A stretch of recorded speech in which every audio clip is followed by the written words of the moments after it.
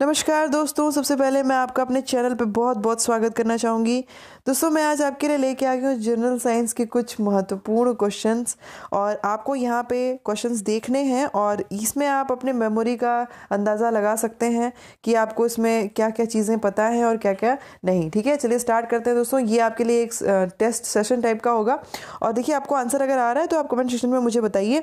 सबसे पहला हमारा क्वेश्चन दोस्तों, कार्य अदिश राशि है सदिश राशि है? ठीक है, तो चलिए, अगर आपको आंसर आ रहा है तो मैं आपको 3 सेकंड का समय देती हूँ, आप इसका आंसर फटाक से कमेंट सेक्शन में लिख सकते हैं। उसके बाद दोस्तों, दूसरा प्रश्न हमारा है कि सिस्मोग्राफ क्या मापता है? ठीक है, तो दोनों क्वेश्चंस का आंसर दोस्तों आप कमेंट सेक्शन में दे सकते हैं ताकि मुझे पता चले कि आपको आंसर इसका आ रहा है कि नहीं आ रहा है। ठीक है, तो दोस्तों चलिए देख लेते हैं क्या इसका सही आंसर हो सकता है। तो कार्य जो होता है दोस्तों, ये आपका क्या है, एक अदिश राशि होता है। ठीक है, और सिस्मोग्राफ से हम लोग क्या मापते हैं, भूकंप की तीव्रता जो है वो मापते हैं। ठीक है, इसके बाद दोस्तों आगे देख लेते हैं। क्वेश्चन हमारा, दूध की शुद्धता किस यंत्र से मापी जाती है? ठीक है, ये आपको बताना है। यहाँ पे प्रश्न आपका है आपके सामने, दूध की शुद्धता जो है वो किस यंत्र से मापी जाती है।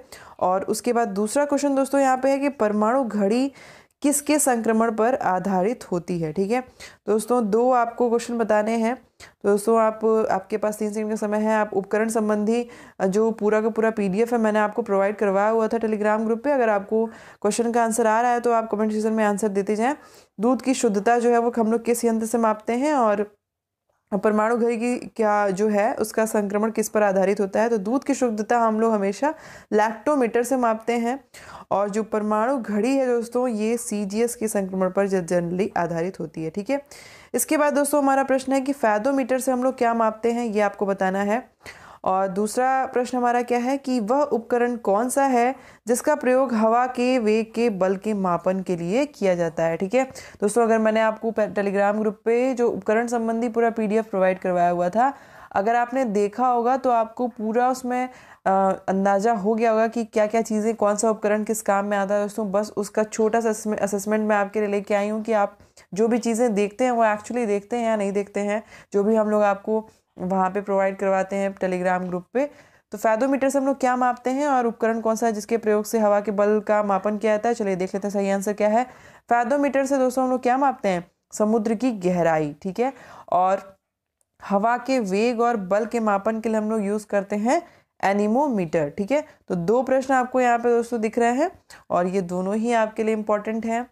और चलिए दोस्तों आगे हम लोग देख लेते हैं क्या है। विद्युत बल्ब का जो फिलामेंट है वो किस धातु का बना होता है? आपको इसका आंसर बताना है। और दूसरा क्वेश्चन हमारा है दोस्तों कि राष्ट्रीय विज्ञान दिवस कब मनाया जाता है? दो प्रश्न आपको यहाँ पे दिख रहे हैं दोस्तों। इसका अगर आपको आंसर आ रहा है तो फटाक से आप कमेंट सेक्शन में दीजिए। देखिए, आप अगर कमेंट सेक्शन में आंसर देते हैं तो आपको मुझे ये समझ में आएगा कि आप इंटरेक्ट हो रहे हैं, आपको कितनी चीज़ें पता है या नहीं पता है, और आप खुद का असेसमेंट भी कर सकते हैं। ठीक है, तो चलिए दोस्तों देख लेते हैं।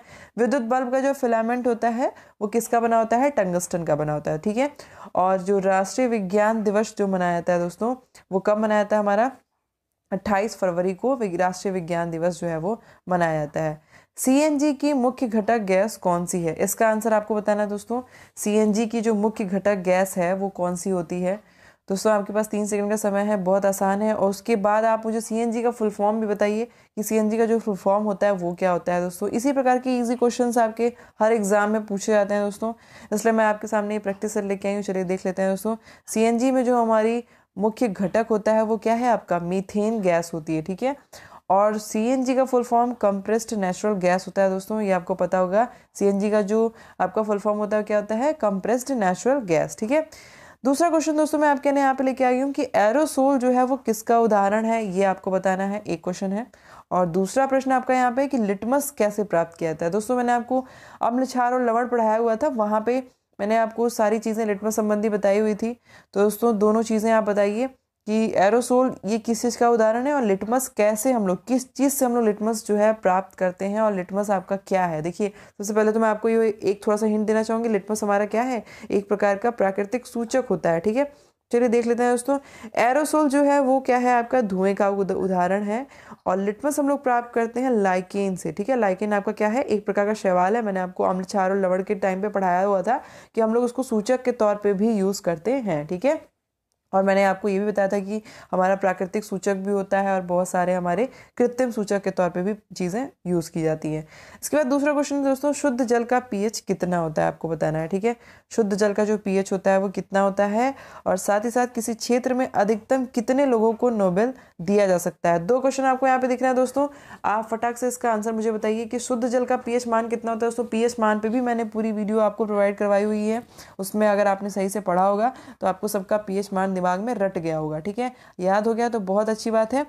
उसके बाद दूसरा क्वेश्चन है हमारा, ये किसी क्षेत्र में अधिकतम कितने लोगों को नोबेल दिया जा सकता है। तो देख लेते हैं दोस्तों, शुद्ध जल का जो पीएच मान होता है वो कितना होता है हमारा 7 होता है, ठीक है।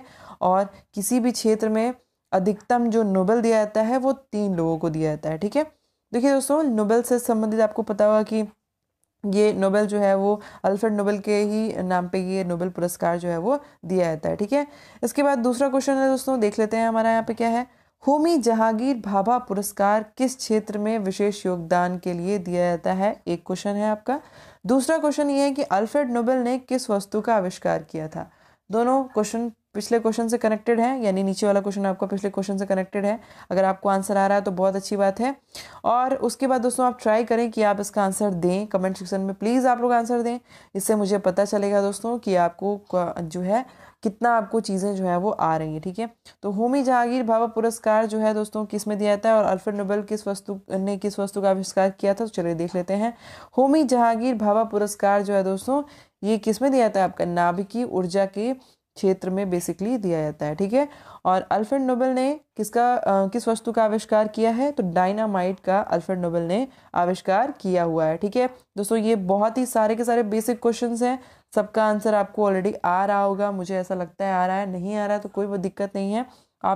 आप इस तरीके के प्रैक्टिस सेट दोस्तों मैं आपको बीच बीच में प्रोवाइड करवाती रहूँगी, ताकि आपको दोस्तों इसका पूरा का पूरा PDF भी मैंने आपको टेलीग्राम ग्रुप पे प्रोवाइड करवा दिया है। इसको आप देखेंगे, एक नज़र मारेंगे तो आपको इससे सारी चीज़ें जो है वो याद हो जाएगी, ठीक है। चलिए आते हैं अपने नए क्वेश्चन में। दाब का नियम किसने प्रतिपादित किया, चलिए मुझे बताइए दाब का नियम किसने प्रतिपादित किया है, और जैव गैस का मुख्य घटक क्या है, ठीक है। धीरे धीरे क्वेश्चन दोस्तों मैं आपको मिक्स करते हुए यहाँ प्रेजेंट करती जा रही हूँ। जल्दी से आप मुझे इसका आंसर दीजिए कि दाब का नियम जो है वो किसने प्रतिपादित किया है, और जैव गैस का जो मुख्य घटक है वो क्या है, ठीक है। 3 सेकंड का समय है दोस्तों आपके पास। जो भी लोग इसमें आंसर कमेंट कर रहे हैं वो लोगों का नाम नेक्स्ट वीडियो में लिया जाएगा कि उन लोगों ने आंसर दिया है और सही आंसर दिया है। तो प्लीज़ आप लोग यहाँ पे आंसर देने की पूरी कोशिश करें। तो चलिए देख लेते हैं दोस्तों, दाब का नियम जो है वो किसने प्रतिपादित किया है, पास्कल ने प्रतिपादित किया है, ठीक है। और जैव गैस का जो मुख्य घटक है वो क्या होता है, मीथेन होता है। 75% मीथेन जो है वो जैव गैस में, या जिसको हम लोग बायोगैस कहते हैं, उसमें 75% जो है आपका मीथेन पाया जाता है, ठीक है। इसके बाद दोस्तों यहाँ पे आप क्वेश्चन देख सकते हैं हमारा क्या है, हाइड्रोमीटर किस सिद्धांत पर कार्य करता है। और दूसरा क्वेश्चन आपका क्या है, प्लवन सिद्धांत की खोज किसने की थी। 2 क्वेश्चन दोस्तों आपको यहाँ पे दिख रहे हैं, दोनों के आंसर आप मुझे बताइए कि हाइड्रोमीटर जो है वो किस सिद्धांत पर कार्य करता है, और साथ ही साथ प्लवन सिद्धांत की खोज किसने की थी।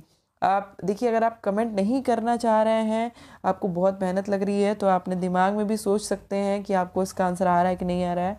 उस हिसाब से आप अपना जो है प्रिपरेशन को असेस कर सकते हैं कि आपके दिमाग में कितनी चीज़ें आ चुकी हैं, आप जितना आप पढ़ चुके हैं उसमें, ठीक है। तो हाइड्रोमीटर किस सिद्धांत पर कार्य करता है, प्लवन सिद्धांत की खोज किसने की थी। तो चलिए देख लेते हैं दोस्तों, हाइड्रोमीटर जो है वो प्लवन के सिद्धांत पे कार्य करता है, और प्लवन सिद्धांत की जो खोज की है वो किसने की है, आर्किमिडीज ने की है, ठीक है। ये चीज़ आपको पता होगी, उत्प्लवन बल क्या होता है। कोई भी वस्तु अगर आप पानी में डालते हैं तो वो ऊपर की ओर आती है, वो आपका किस कारण से होता है, उत्प्लवन बल के कारण ही होता है। चलिए नेक्स्ट क्वेश्चन में आते हैं, नए क्वेश्चन को देख लेते हैं दोस्तों।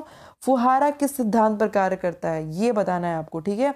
दोस्तों फुहारा किस सिद्धांत पर कार्य करता है ये बताइए, और एक स्वस्थ मनुष्य के शरीर का तापमान कितना होता है। 2 क्वेश्चन आपको यहाँ पे दिख रहे हैं दोस्तों, इसका आंसर आप कमेंट सेक्शन में मुझे दीजिए कि फुहारा किस सिद्धांत पर कार्य करता है, और एक स्वस्थ मनुष्य के शरीर का ताप कितना होता है। प्लीज़ अपने ऊपर वाले कमेंट की कॉपी करके मत आंसर लिखिएगा, जो आपको आ रहा है वही आंसर लिखें। बी ऑनेस्ट, क्योंकि आप यहाँ पे खुद को सिर्फ असेस कर रहे हैं। तो फुहारा किस सिद्धांत पर कार्य करता है और 180 मनुष्य के शरीर का तापमान कितना होता है? तो चलिए दोस्तों देख लेते हैं। मुझे लगता है अब तक आपने कमेंट कर दिया होगा। तो फुहारा जो है दोस्तों बर्नौली के सिद्धांत पर कार्य करता है। वेरी गुड, आपका आंसर अगर आपने बर्नौली दिया है तो बहुत सही है। तो फुहारा जो है बर्नौली के सिद्धांत पर कार्य करता है।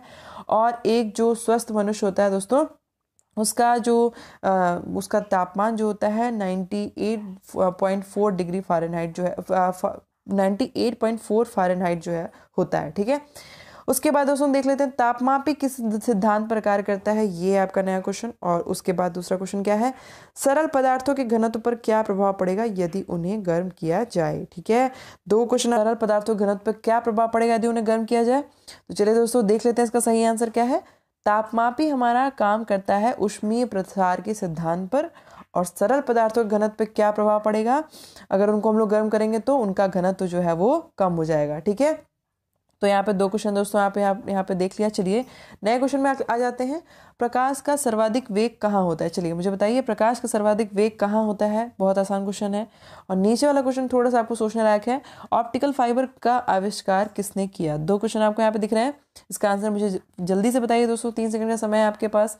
कमेंट कर दीजिए आप कि आपको आंसर इसका आ रहा है। और सही आंसर जो है दोस्तों वो क्या है, चलिए देख लेते हैं हम लोग। प्रकाश का सर्वाधिक वेग होता है निर्वात में। ठीक है, और साथ ही साथ ऑप्टिकल फाइबर का आविष्कार किया है नरेंद्र कंपनी ने। ठीक है, तो इस प्रकार से दोस्तों यहाँ पे आज हमने बात की कि कितने आपके कैसे कैसे क्वेश्चंस आपको जनरल साइंस से देखिए क्या क्या पूछा जा सकता है। बेसिकली मेरा मेन मोटो आज ये वीडियो यहाँ प्रोवाइड करने का ये था कि हम लोग यहाँ पे आप असेस करेंगे खुद को कि क्या मेमोरी है, मतलब कितनी चीज़ें हमें याद हैं, क्या हम भूल चुके हैं, वो हम लोग यहाँ पे देखेंगे दोस्तों। इस तरीके का प्रैक्टिस सेट आपके लिए बेनिफिशियल हो सकता है, क्योंकि आपको थोड़ा सा टाइम मिल रहा है इसमें अपने आप को असेस करने के लिए। उसके बाद हम लोग सही आंसर जो है वो देख रहे हैं। ठीक है, चलिए दोस्तों मिलते हैं अपने नेक्स्ट वीडियो में। तब तक कि आपके एग्जाम के लिए ऑल द बेस्ट। एंड अगर आपको वीडियो पसंद आया होगा तो प्लीज़ मेरे चैनल को ज़रूर सब्सक्राइब करिएगा, साथ ही साथ बेल आइकॉन प्रेस करें ताकि आपको ऐसी इन्फॉर्मेटिव वीडियो डेली मैं आपको प्रोवाइड करवा सकूं।